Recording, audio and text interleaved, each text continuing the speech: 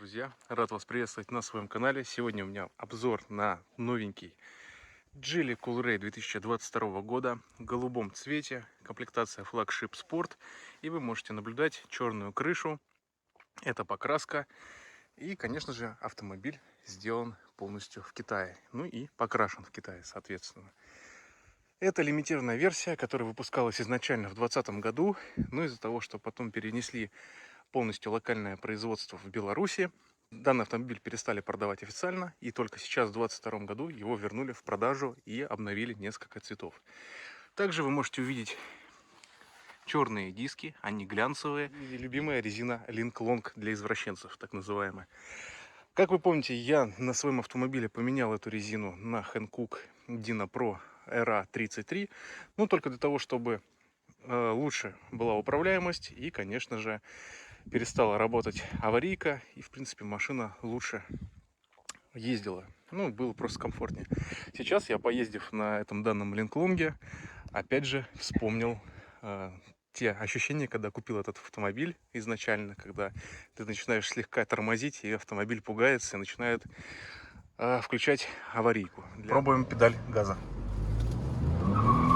Ну да, он, конечно же, шлифует, и даже достаточно не так сильно разгоняться, как я это делаю, но мой автомобиль на другой резине так не буксует. Ну и, конечно же, при торможении аварийка у меня на нормальной резине не включается. Это, опять же, безопасность, поэтому я при своей возможности, когда у меня были финансы, я решил обновить резину, купив более хорошую за 24 тысячи, если не ошибаюсь, и продав Link Long за 14 тысяч. Но это, опять же, мое личное мнение, что такая резина, ну, не для всех, кто любит именно получать кайф от вождения. На других автомобилях я использую Continental, либо Michelin. А на свою купил именно Hankook, потому что он стоит адекватных денег. Ну и ресурс у него 100 тысяч километров пробега, поэтому выбор пал на него. По поводу этого Линклонга, ну, также есть еще мнение, что резина Link Long, которая идет в нижних комплектациях 17 диаметра, она получше. Честно скажу, не ездил, не могу вам сказать. Автомобиль в вот таком замечательном цвете, и действительно он очень выглядит потрясающе. И опять же, спустя 2 года я ловлю взгляды на данном автомобиле, как и тогда, когда купил свой автомобиль в 2020 году. Все оборачиваются, кто-то показывает пальцем, кто-то фотографирует, даже дети подбегают и просят сфотографироваться. Но давайте немножко об автомобиле. Как вы знаете, позднее в этом автомобиле немножко поменялось управление, немножко скорректировали прошивку двигателя, дабы сохранить ресурс. Передняя часть решетки радиатора, так называемая сабля, стала из более другого материала. Она уже начинает скрипеть, если на нее нажимать, но зато она не будет свисти. Ранее был хромированный элемент, который действительно от наших реагентов появлялись паутинки и начинал цвести. Хотя непонятно, это обычный пластик в пленке под хром. Но здесь они пошли еще более удешевили этот декоративный элемент. Китайцы, кстати, могу сказать, делают лучше все эти зазоры. Зазоры в автомобиле очень хорошие, они симметричны, никаких таких косяков по зазорам я не обнаружил. По кондиционеру только владельцы смогут сказать зимой, как работает в этом автомобиле, но технический конструктив не поменялся. Обдув такой же кастрированный, как и был изначально во всех автомобилях. Ну, конечно же, у нас автомобиль с люком. Давайте посмотрим, что у нас поменялось. Это я сейчас просто прикоснулся к автомобилю. И мы видим то, что китайцы стали более детально мовилить и добавлять антикор именно в часть внутренности люка. Ну, интересно, насколько хватит этого люка. Напомню, свой люк я поменял на 2-м годе эксплуатации. Его хватило на 30 тысяч километров пробега. 10 тысяч я просто, получается, доказывал дилеру, что это дефект гарантийный. Ну и, конечно, в новых партиях смазки очень много по сравнению с 2020 годом. У меня в автомобиле ее практически не было. Ну и от этого механизм люка вышел у меня очень быстро из строя. И пришлось его менять. Напоминаю, сам каркас люка, он пластиковый. Из-за этого двойной износ. Более Exit, Cherry, Subaru и другие бренды используют каркас из алюминия. По зеркалам, по сравнению с 2020 годом, здесь намного лучший выворот, и я чувствую себя человеком, когда смотрю в задней часть автомобиля и вижу другие автомобили слева. Ну, ранее я смотрел на камеру слепых зон, благо она здесь есть, и действительно данный конструктив решает эту проблему. Вот так выглядят сварные швы. Здесь, конечно, полная порнография, потому что с левой части двери, давайте мы с вами сравним и посмотрим, такой порнографии нету. Здесь сделано все намного лучше. Вот вы можете здесь это все увидеть. Ну а в целом, как я считаю, все равно покраска Белоруссии в Беларуси намного качественнее по сравнению с китайской. Ну и многие делали замеры, и также я сейчас делаю замер. И белорусская покраска на 15-20 микрон толще. По дверям в автомобиле могу сказать одно: не хватает шумоизоляции. Будет на канале короткий ролик, будем сравнивать звук в новом Coolray, в старом Coolray. У меня будет с обычной дополнительной шумоизоляцией, либо вот с этим стоком. И вы сможете как раз сравнить. Вот опять же, более-менее хорошие сварные швы. Ну, в азиатском манере, скажем так. И дверь, честно говоря, сейчас она закрывается идеально. У меня почему-то с супругой всегда она закрывается со второго-третьего раза. У нас было на автомобиле точно так же. Мы сделали шумоизоляцию дверных карт и стали двери немножко тяжелее, и они стали закрываться намного лучше. Это факт. Вы получаете лучшее качество звучания динамиков. Ну и плюс ко всему автомобиль.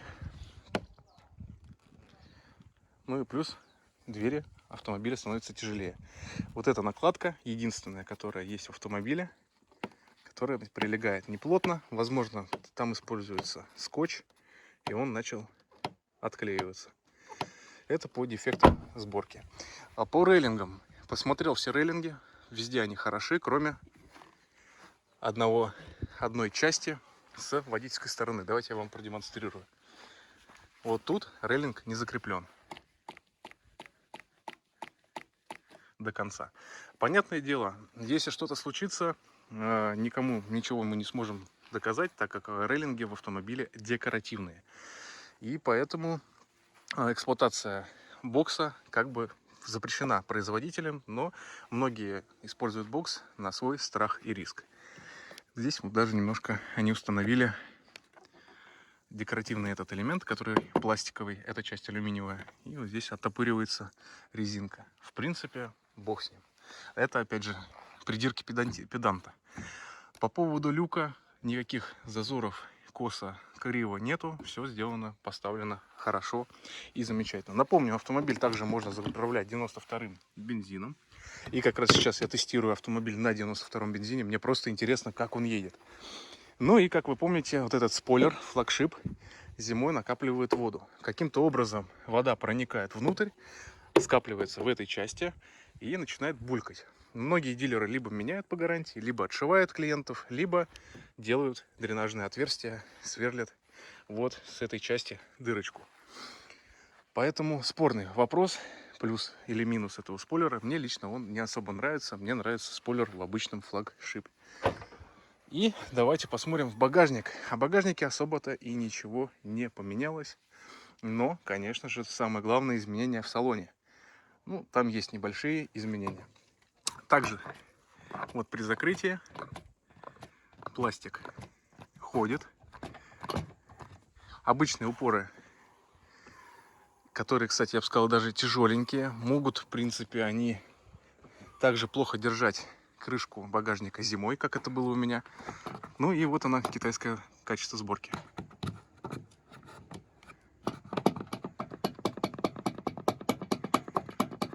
просто не закреплено до конца. Просто банально надо разобрать и дожать болт. А теперь подробнее в багажник. Докатка, разрешенная максимальная скорость 80 км в час и шумка вот такая. Обычный войлок прессованный. Напомню, в китайских первых партиях, как было у меня, то есть собранных в Беларуси, но из китайских комплектов, был здесь еще дополнительный материал. По шумке пока я так, честно говоря, не могу сказать, потому что у меня автомобиль с частичной шумоизоляцией. Это подкрылки, двери и, в принципе, плюс-минус, пока я могу сказать, они одинаковы. Но то, что завод удешевляет свой автомобиль, это факт налицо. А далее, по косякам. Вот эта часть снизу, которая называется подиум, обязательно, когда вы купите данный автомобиль, нужно проклеить дополнительным уплотнителем, чтобы он впоследствии эксплуатации, закрытия, открытия багажника не натирал вам лакокрасочное покрытие. Потому что задняя часть багажника — это самое слабое звено данного автомобиля. Вот вы можете увидеть, как расположена здесь фара. Идет вот эта сабля из тоже дешевого материала. Его прям даже легко взять, отогнуть. Вот здесь можно увидеть, как несимметричен зазор этой сабли. И вот здесь уже идет прилегание и натирание краски лакокрасочного покрытия задней части багажника. И, конечно же, дилеры поначалу будут вам отказывать в гарантии, потом, может быть, вы найдете какого-то дилера, и, в принципе, он сможет найти общий язык с вами, и заменив данный декоративный элемент и покрасив данную часть крышки. Многие просто отказывают в гарантии, так как Geely — это такой бренд, который, к сожалению, сегодня он одно делает, завтра другое. Допустим, раньше многие привозили машины из Беларуси, сейчас это запретили делать, потому что гарантия не будет распространяться на проданные автомобили в Беларуси в России. Она просто не будет действовать. Раньше это действовало, у них гарантия 4 года и 100 тысяч километров пробега. В России 5 лет, 150 тысяч километров пробега, но гарантия условная, в основном она на 60 тысяч километров пробега. Главное до этого пробега успеть все главные узлы, которые могут сломаться, и поменять по гарантии. Так как люк стоит в районе 230 тысяч, приборная панель, которую я уже поменял, в районе 100 тысяч, амортизаторы тоже дорогостоящие, которые я тоже уже в своем автомобиле поменял. Поэтому тут как бы кому как повезет. Изначально самый лучший вариант вам купить данный автомобиль и при приемке проверить все его косяки и написать в приемном акт-листе, чтобы не было никаких проблем потом в дальнейшем, и чтобы дилер просто-напросто не мог вас ограничивать в гарантии и посылать вам. Сейчас обзор пишется летом, никаких косяков, понятное дело, летом не будет, никаких реагентов нету, но часть багажника сверху, снизу, вот здесь, то натирает, то выползают прыщи от некачественной покраски на заводе, что в РБ в Беларуси, что в Китае. Поэтому тут, можно сказать, палка в двух концах. Дилер чаще всего не признает это гарантийным случаем, и приходится как-то доказывать, делать независимые экспертизы, чтобы делали этот момент по гарантии. Ну и, друзья, конечно же, салон данного автомобиля. Вот так теперь выглядит приборная. Вот так выглядит главная консоль. Она из матового пластика. Ну, скажем так, более дешевого. В принципе, я бы сказал, не скрипит, не буду лукавить, потому что у многих на первых партиях скрипело еще жестче. Просто на заводе часто пазы не входили до конца. Вот это до сих пор остается самое уязвимое место. Здесь будет краска стираться. У меня там вообще покоцано в автомобиле. Ну, это, скорее всего, от ремня, либо от ваших джинс. И, конечно же, спинки сидения, естественно, в автомобиле полностью с подогревом. И посадка в автомобиле совершенно иная. Сейчас я присаживаюсь за руль. Не могу сказать, что я сижу в точно таком же положении. Я настроил свое положение с кресла. Но могу сказать, что однозначно спина у меня прилегает полностью в поясничном отделе. У меня все-таки спина больная, и однозначно в этих сиденьях намного удобнее сидеть. И нога, если у меня раньше упиралась об эту часть вот где-то в этой части, на этой высоте. Сейчас нога у меня располагается выше. Возможно, они немножко подняли пол, но при этом действительно автомобилю стало комфортнее. Также хочу отметить, если вы обладаете первым автомобилем первой партии, находите дефект кожи, кожа у вас, допустим, там начала рваться, вы едете к дилеру, пока на самом деле нормально меняют по гарантии полностью кресло в сборе, потому что не признают дефект кресел на первых партиях, и меняют на новое кресло, возможно, даже с подогревом, но имейте в виду, кресло будет выше, чем обычное кресло на вашем автомобиле, потому что ставят как раз кресло от этих последних современных партий. И тут, соответственно, из-за этого можно сказать, что изменения точно есть. Также, друзья, за время поездки в автомобиле я ничего другого не узнал, как в своем автомобиле. Запас хода у нас не увеличивается от момента экономии вождения. Как он у вас есть, так он у вас и будет. Итак, проехал я 300 километров с момента выдачи автомобиля. Машина прошла обкатку 5085 километров, ну и, соответственно, она, конечно же, жрет.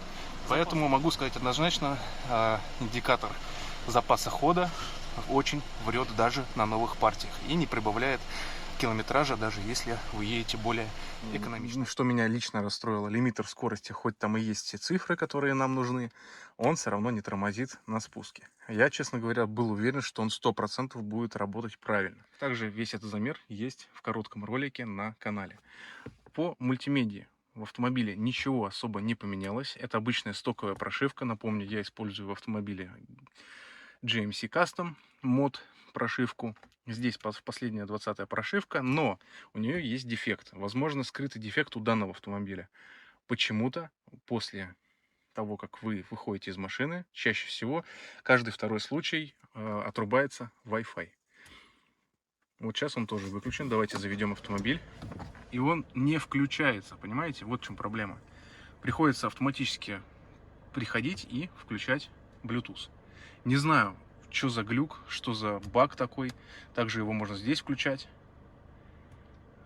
Но что-то он как-то странно работает, честно я вам скажу. Просто говорю, что чаще всего вы заводите автомобиль, Bluetooth по умолчанию выключен. Приходится лезть. У меня такого дефекта нету, здесь все как-то иначе. По регулировкам также они не исправили. Низкие, все так же, все те же орфографические ошибки. И самое главное, все-таки, друзья, я рекомендую вам, как вы приобретите данный автомобиль, если вы убедитесь, что в нем нету брака по мультимедии. Мультимедиа стоит 220 тысяч, около того, тысяч рублей. И как вы там, вот я, допустим, проехал год, и только спустя год смог прошить мультимедию, чтобы понимать, что никаких косяков с ней нету, чтобы потом не ехать к дилеру и ремонтировать по гарантии.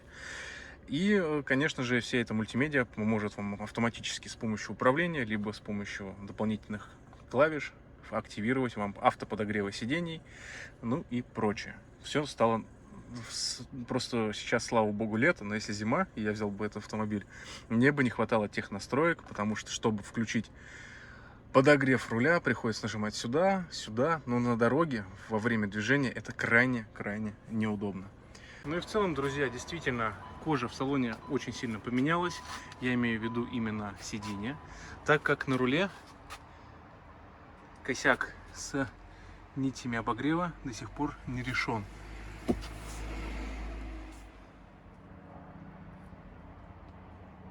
Рулевое колесо очень быстро превратится в труху. К сожалению, да, у меня на 5000 началось уже сильно заморщиниваться руль, и я, конечно же, его перешил. Ну и, конечно же, запах в салоне немного поменялся. В каких-то экземплярах чуть пахнет рыбой, как, например, в Черри автомобилях. В этом тестовом аппарате запаха кожи неприятного нет. И действительно, автомобиль пахнет внутри салона очень достойно. Наш маленький ключ с мягким знаком также не исправлен в данном автомобиле. Наконец-то они это починили. Теперь кириллица есть. В целом, в принципе, все так же. Уплотнительная губка также собирает влагу по стандарту ВАК-группы. Китайцы любят это копировать. Ну, компания Geely всегда копировала немецкие автомобили. Но вот этот узел они хоть и скопировали, действительно тут никакой завихрения ветра здесь нету, уплотнители замечательно справляются, кроме вот этого. Видно, что у автомобиля голубой окрас, и вот здесь остается, видно, натирает вот этот уплотнитель торцовый. Конечно, да, не особо приятно, но либо это качество окраски, либо качество уплотнения. Я думаю, честно говоря, качество покраски. Ну и, конечно же, друзья, вот эта губка здесь изначально лучше все равно этот автомобиль проантикорить. Вы можете также посмотреть и у меня в автомобиле видео Geely Coolray без антикора, который проехал, и там действительно очень много ржавчины было снизу. Все зависит от региона эксплуатации вашего автомобиля. Если вы будете где-то в теплом регионе эксплуатировать, там Сочи, Краснодар, Крым, то, в принципе, этого не нужно делать. Если Москва, Санкт-Петербург, однозначно стоит, я это тоже сделал. И вот эти крылья, вы снимаете этот уплотнитель и туда заливаете дополнительно антикор. В немцах это все сделано адекватно, нормально, потому что там двусторонняя оцинковка. В Geely оцинковка только внешних панелей, внутри нет никакой оцинковки. И, конечно же, капот и крыша все так же не оцинкованы. Если вам менеджеры говорят, что все оцинковано, они не знают, либо просто вам чаще всего говорят ерунду. Ну, кстати, самое интересное, менеджеры, мне нравятся, американских автомобилей, Chevrolet, Cadillac, они сами не знают вообще, оцинкованы их автомобили или нет, и как они оцинкованы. Ну, друзья, конечно, самая ваша любимая ржавчина под сиденьем я не обнаружил. Также есть сварной шов, который располагается снизу на кузове. Там тоже нету ржавчины. В моем автомобиле ржавчина уже появилась. Ну и сиденье, конечно же, можно увидеть, что располагается намного выше по сравнению с моим 2020 годом. Возможно, ну да, учитывая, что отчетливо я вижу, что оно выше. И никакой ржавчины также нету. На рулевом редукторе, да, под рулевом редукторе такая же смазка еще осталась. Кому-то меняли редуктор по гарантии в сборе, но также бытует мнение, что это обычная консистентная смазка, которая идет при сварке каркаса торпеды. И можно увидеть, что шумка только вот такая. Напоминаю, в Coolray первых партий она еще идет и войлочная. Вот так выглядит педальный узел в автомобиле. Аккумулятор китайский, фирменный, на 60 ампер-часов. Напомню, в белорусской сборке используются аккумуляторы Акком. Так что да, друзья, однозначно над подвеской в автомобиле поработали. Стало намного лучше. Ну и самое главное, коробка робот и двигатель ДВС 1.5 турбированный здесь очень хорошо адаптированы. Я прям удивлен. Это первый тестовый автомобиль, где ничего никак не дергается. Я ездил в спортивном режиме, эко-режиме, в обычном нормале сейчас передвигаюсь, и действительно автомобиль превосходно набирает скорости, мне кажется, даже плавнее, чем мой автомобиль. Однозначно прошивка двигателя здесь немного доработана, он стал менее резвым, но при этом идеальным в плане плавности разгона. Этот автомобиль не такой быстрый, как мой, хотя у меня тоже стоковая прошивка, я замерял автомобиль на 161 лошадиную силу. Здесь же я могу сказать, что действительно китайцы немного задушили двигатель, но при этом для владельца это лучше в плане надежности агрегата.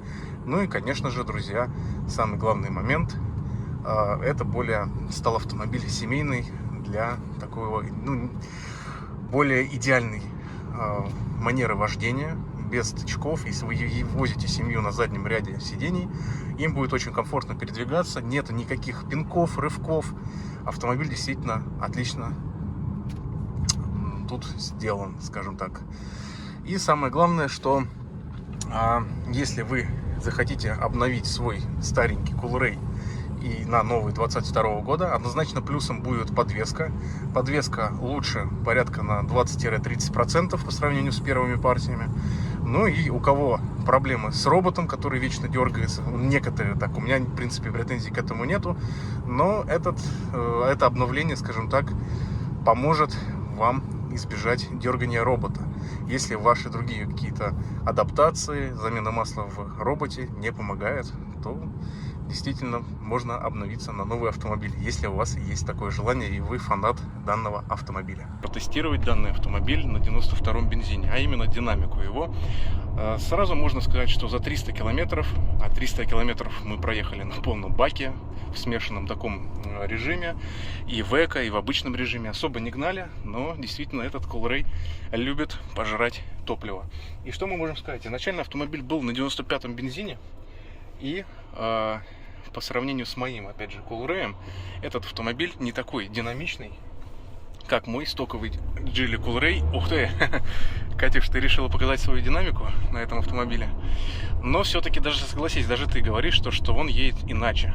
Учитывая, что у нас первый автомобиль, произведенный, выведен на российский рынок, с стоковой прошивкой, которой мы намерили 161 лошадиную силу, и мы можем точно сказать, что этот автомобиль именно задушен.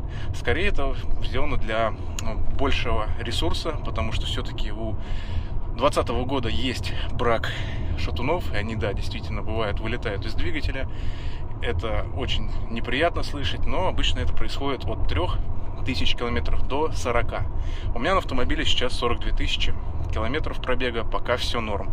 Здесь же мы видим, что даже автомобиль в режиме спорт, у него не такая сильная и чумовая динамика, как у нашего автомобиля, который произведен двумя годами ранее. Этот автомобиль, получается, полностью собран в Китае, а наш автомобиль собран из китайских комплектов в Беларуси. И что самое интересное, что даже двигатель по звуку, мы уже прислушались к нашему автомобилю, работает иначе. Немножко другой звук.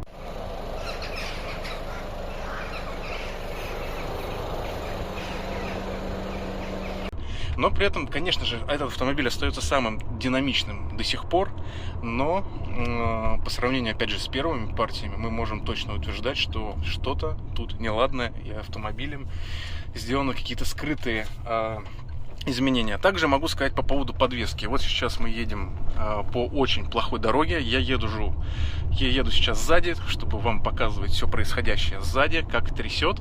Но, друзья, данный автомобиль лучше сконструирован, спроектирован и, скажем так, доизменен по сравнению с моим автомобилем. Учитывая, что на своем автомобиле я поменял передние амортизаторы по гарантии, и мне стало намного комфортнее ездить, и нет пробоев в подвеске, и нет таких отстрелов амортизаторов при проезде неровностей дороги, именно там на стыках мостов. Здесь же сделано все изначально с завода, все хорошо, и я могу сказать точно, что сидя сзади, шатает и трясет намного меньше, чем, опять же, на моем автомобиле. То есть, если мы скажем так, что спереди у меня автомобиль, благодаря тому, что я поменял по гарантии, плюс-минус они стали одинаковыми, но сзади однозначно новые партии, они более адаптированы для наших дебильных российских дорог. Поэтому, действительно, я вообще поражен. И очень часто, когда вот мы ездили в Крым, сзади я сидел, я не мог заснуть, потому что меня сильно укачивало в поворотах. Здесь такой вот проблемы нету. Ну, немножко, может быть, как-то есть, но не так сильно, как, опять же, на нашем автомобиле первых партий. И вот сейчас мы, кстати, будем проезжать лежачий полицейский. Катюш, давай 30, вот так нормально. 22, вполне себе замечательно. Я на своем автомобиле проезжаю его где-то в районе 15 км в час. И действительно потрясывает нас всех. Ну, все равно, как бы мы привыкаем. Подвеску они однозначно сделали лучше. Итак, друзья, сейчас я сижу в своем Geely Coolray и могу сказать на горячую, что действительно Coolray в новых партиях уже отличается по сравнению от 20-х. Что самое примечательное, это качество кожи, оно намного плотнее. Самое главное, другая посадка передних сидений, намного удобнее. И, на удивление, подвеска сделана на 30% лучше. Опять же, могу сравнить с Atlas Pro на переднем приводе. Она даже лучше, чем там. На удивление, они смогли отлично добиться этого момента. И, как сказала моя жена, сзади на моем Coolray первой партии очень сильно укачивает, в новых партиях уже не так. Можно сказать, практически нет такого момента. То есть машину немножко болтает сзади именно при такой интенсивной поездки по неровностям, именно по неровностям. А новый Coolray 22 года уже лучше проходит в тех же местах на такой же скорости эти препятствия. В целом, ну и, конечно же, зеркало. Вот так я езжу, повижу половину автомобиля. Но новое зеркало в 2022 году они исправили этот момент. И что, конечно же, я еще понял за всю эксплуатацию всеми автомобилями Geely, то, что они все индивидуальны по-своему. То есть качество сборки, качество материалов может быть совершенно разным. Автомобили с виду могут быть одинаковыми, но по факту они могут собраны быть из разных комплектующих. По-разному будете сидеть на одних и тех же креслах, действительно. А вот, допустим, мой Coolray больше зажат в задней подвеске, чем вот, например, Coolray в новой партии. Также хочу отметить давление в шинах на холодную 2 атмосферы. Когда автомобиль прогреется, проедет определенное количество километров, уже 2 атмосферы. Может быть, и из-за этого также мы чувствуем мягкость автомобиля. И, друзья, сегодня я решил провести эксперимент. Также спустил колесные шины до 2 атмосфер, решил попробовать свою подвеску, и действительно она также проезжает плохо неровности. То есть здесь комфортная езда при проезде лежачих полицейских от 15 до 20 км в час. На данном автомобиле голубого цвета у меня получалось на тех же участках проехать с скоростью до 40. То есть 30-40 он вполне себе подвеска замечательно отрабатывает. Однозначно могу сказать, что автомобиль первой партии намного быстрее, у него не так задушен двигатель, как у данного аппарата. Но здесь идеальная работа робота. Даже я считал, что всегда у меня автомобиль тоже, я не жаловался. Здесь в данном автомобиле все сделано еще даже лучше. Робот адаптирован замечательно, и переключение передач вы не чувствуете ни толчков, ни пинков, и действительно автомобиль замечательно переключает передачи спокойно и работает, я бы сказал, даже как вариатор. Ну и, друзья, конечно же, давайте подведем с вами итог.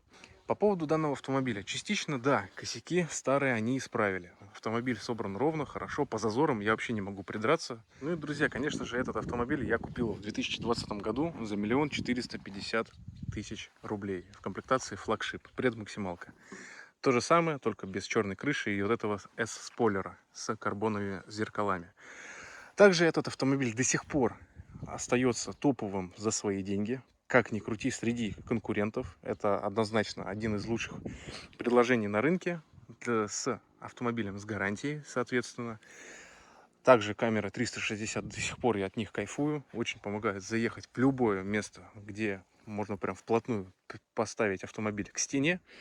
И замечательно все будет вам видно с помощью ваших 3D камер боковых зон. Ну и, конечно же, друзья, до сих пор вопрос, готов ли я купить автомобиль, обновить, скажем так, один Coolray на второй за 2 749 000 рублей в 2022 году. Честно говоря, нет. Это мое однозначное мнение. Я бы купил бы автомобиль из Кореи. Это был бы, допустим, Kia Sorento, либо Subaru Outback, который мне очень действительно понравился. Но, опять же, это был бы автомобиль из Европы, либо Японии. Либо с небольшим пробегом, либо новый. Все зависит от бюджета, понятное дело. Но здесь главное преимущество – это гарантия, которая будет действовать в РФ. Но, друзья, честно, проехав я к дилеру 15 раз, что-то мне уже надоело ездить к дилеру. Может быть, частично проще находить самому запчасти и те узлы либо восстанавливать, к примеру, там тот же самая турбина, ее проще восстановить. Рулевая рейка тоже проще восстановить. Здесь, соответственно, люк я ждал порядка 4 месяцев, чтобы мне одобрили, чтобы мне его установили.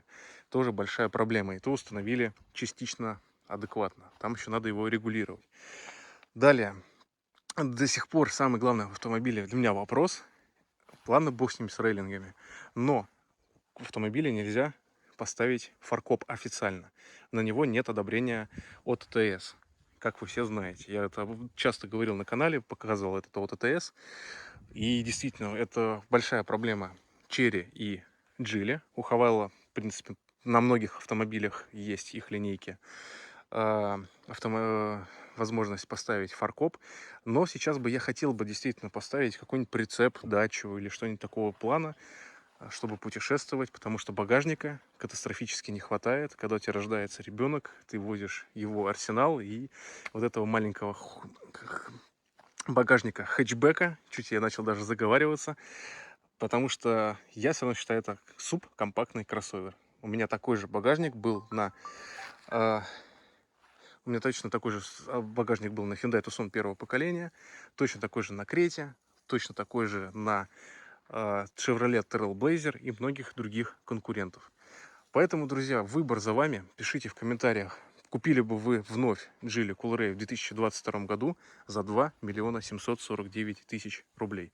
Ведь прибавка к стоимости порядка 1 200 000. С вами был я, Дмитрий Лелюхин. Не забудьте подписаться на канал. Всем огромной удачи, здоровья и пока.